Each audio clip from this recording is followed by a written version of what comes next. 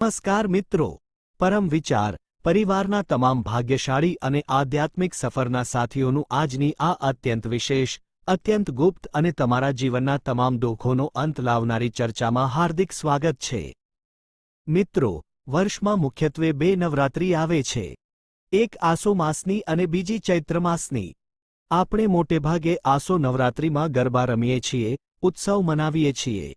પણ શું તમે જાણો છો કે હિન્દુ નવું વર્ષ જે નવરાત્રિથી શરૂ થાય છે, તે ચૈત્રી નવરાત્રિ માં બ્રહ્માંડની સૌથી મોટી અને ગુપ્ત શક્તિઓ જાગૃત થાય છે?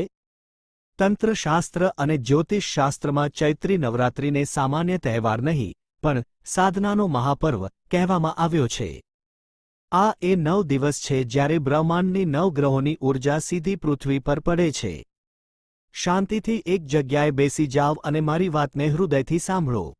શું તમારા ઘરમાં પૈસા નથી ટકતા? શું તમે દેવામાં ડૂબી ગયા છો? રાત દિવસ એક કરીને મહેનત કરવા છતાં નિષ્ફળતા જ મળે છે?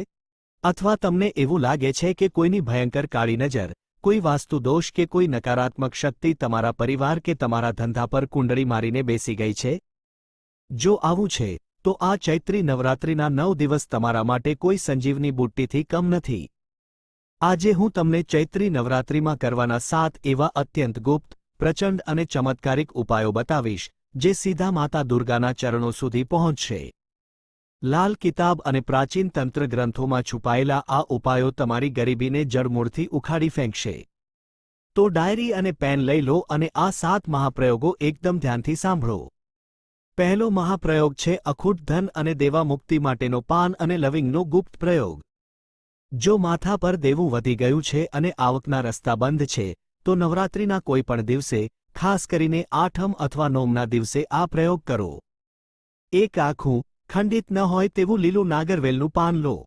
આ પાન પર થોડું શુદ્ધ દેશી ઘી લગાવો. હવે તેમાં 2 આખા ફૂલવાળા લવિંગ, 1 લીલી એલચી, થોડો કંકુનો ચાંદલો અને 1 રૂપિયાનો સિક્કો મૂકો. હવે આ પાનનું બીડું વાળીને તેને લાલ દોરાથી અથવા નાડાછડીથી બરાબર બાંધી દો. સાંજે સૂર્યાસ્ત પછી માતા દુર્ગાની પૂજા સમયે આ બીડું માતાજીના ચરણોમાં અર્પણ કરો.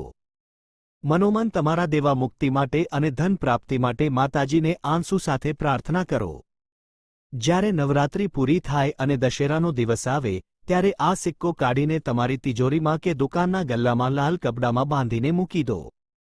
આ પ્રયોગ ચુંબકની જેમ પૈસાને તમારા ઘર તરફ ખેંચશે અને આખું વર્ષ તમારી તિજોરી ક્યારેય ખાલી નહીં રહે. બીજો મહાપ્રયોગ છે ઘરની નકારાત્મકતા અને ભયંકર વાસ્તુ દોષને ભસ્મ કરવાનો ભીમસેની કપૂરનો પ્રયોગ. જો ઘરમાં સતત બીમારીઓ રહેતી હોય, કોઈ કારણ વગર પતિ પત્ની કે ભાઈ ભાઈ વચ્ચે ઝઘડા થતા હોય, તો સમજી લેવું કે ઘરમાં નકારાત્મક ઊર્જાનો વાસ છે. નવરાત્રિના 9 દિવસ સુધી રોજ સાંજે સંધ્યાકાળે એક માટીના કોડિયામાં અથવા પિત્તળના પાત્રમાં દેશી ભીમસેની કપૂર લો. તેના પર 2 લવિંગ મૂકીને તેને પ્રગટાવો. હવે આ સળગતા કપૂરનો ધૂપ ઘરના ખૂણે ખૂણે, રૂમમાં, રસોડામાં અને બાથરૂમની બહાર આપો.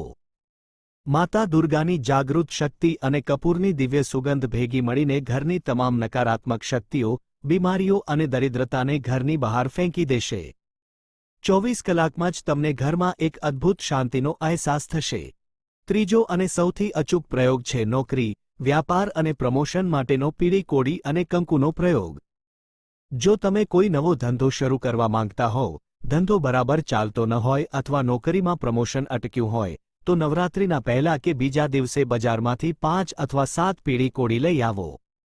આ કોડીઓને ગંગાજળ અને કાચા દૂધથી ધોઈને પવિત્ર કરો. ત્યારબાદ તેના પર કંકુનો ચાંદલો કરો. આ કોડીઓને એક લાલ કાપડ પર માતાજીના ચરણોમાં સ્થાપિત કરો. 9 દિવસ સુધી રોજ સવારે અને સાંજે તેની પૂજા કરો અને ઓમ દુર્ગાએ નમઃ અથવા ઓમ ઐ હ્રીં ક્લીં ચામુંડાએ વિચ્ચે મંત્રનો 108 વાર જાપ કરો. નવરાત્રિ પૂરી થયા પછી 10મા દિવસે આ કોડીઓને એ જ લાલ કપડામાં બાંધીને એક પોટલી બનાવી લો. આ પોટલીને તમારા ધંધાના સ્થળે ગલ્લામાં અથવા તમારી ઓફિસની બેગમાં રાખો. તમારા રસ્તામાં આવતી તમામ બાધાઓ કાયમ માટે ગાયબ થઈ જશે અને નસીબના બંધ દરવાજા ખુલી જશે. ચોથો મહાપ્રયોગ છે અટકેલા કામ પૂરા કરવા અને શત્રુ નાશ માટેનો કાળા તલનો પ્રયોગ.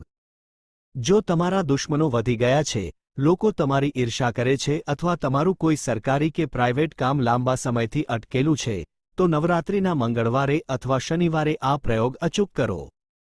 સાંજે સ્નાન કરી એક મુઠ્ઠી કાળા તલ લો. તેને તમારા માથા પરથી 7 વાર ઉતારી લો. મનોમન તમારા ઇષ્ટદેવ અને માતા ભવાનીનું સ્મરણ કરો. ત્યારબાદ આ તલને ઘરની બહાર દક્ષિણ દિશામાં ફેંકી દો અથવા વહેતા પાણીમાં પધરાવી દો. આ અત્યંત ગુપ્ત પ્રયોગ છે. આનાથી તમારા કામમાં વિઘ્ન નાખનારી તમામ શક્તિઓનો નાશ થશે અને તમારા વિરોધીઓ શાંત થઈ જશે. 5મો મહાપ્રયોગ છે બીમારીઓથી છુટકારો મેળવવા માટે લીંબુ અને લવિંગનો પ્રયોગ. જો ઘરમાં કોઈ વ્યક્તિ લાંબા સમયથી બીમાર છે અને દવાઓ કામ નથી કરી રહી, તો નવરાત્રિના કોઈપણ દિવસે એક ડાઘ વગરનું પીળું લીંબુ લો. તેમાં 4 આખા લવિંગ ચારે બાજુથી ખોસી દો. હવે આ લીંબુને બીમાર વ્યક્તિના માથા પરથી 21 વાર ઉતારી લો અને ઓમ ભૈરવાય નમઃ મંત્રનો જાપ કરો. આ લીંબુને ઘરની બહાર કોઈ 4 રસ્તા પર અથવા કોઈ સુમસાન જગ્યાએ ફેંકી આવો. ફેંક્યા પછી પાછળ વળીને જોવો નહીં. આ પ્રયોગથી મોટી મોટી બીમારીઓ અને ખરાબ નજરની અસર રાતોરાત દૂર થાય છે. 6ઠ્ઠો મહાપ્રયોગ છે પારિવારિક સુખ અને લગ્નમાં આવતી બાધાઓ દૂર કરવા માટે હળદરની ગાંઠનો પ્રયોગ. જો ઘરમાં દીકરા કે દીકરીના લગ્નમાં વિલંબ થઈ રહ્યો છે, તો નવરાત્રિના ગુરુવારે 7 આખી હળદરની ગાંઠ લો. તેને પીળા દોરામાં બાંધીને એક માળા જેવું બનાવો. આ માળા માતા દુર્ગા અથવા માતા કાત્યાયનીને અર્પણ કરો. લગ્નમાં આવતા તમામ વિઘ્નો, પછી તે માંગલિક દોષ હોય કે અન્ય કોઈ ગ્રહ દોષ, તે તમામ દોષ માતાજીની કૃપાથી શાંત થઈ જશે અને જલ્દીથી સારા સમાચાર મળશે. 7મો અને અંતિમ મહાપ્રયોગ છે અખંડ સૌભાગ્ય અને ઘરની સુરક્ષા માટે તોરણનો પ્રયોગ. નવરાત્રિના 9 દિવસ તમારા ઘરના મુખ્ય દરવાજા પર આસોપાલવ અથવા આંબાના પાનનું તોરણ અવશ્ય બાંધો. મુખ્ય દરવાજો એ ઘરનું મુખ છે. જ્યાં પવિત્રતા અને સુંદરતા હોય છે, ત્યાં જ માતા લક્ષ્મી અને માતા દુર્ગાનો વાસ થાય છે. રોજ સવારે ઉંબરા પર પાણી છાંટીને સાફ કરો અને કંકુથી સ્વસ્તિક બનાવો. આ એક નાનકડું કામ તમારા ઘરની આસપાસ એક સુરક્ષા ચક્ર બનાવી દેશે, જેને કોઈ પણ નકારાત્મક શક્તિ ભેદી નહીં શકે. મિત્રો, આ મહાપ્રયોગો જેટલા શક્તિશાળી છે, એટલા જ તેના નિયમો કડક છે.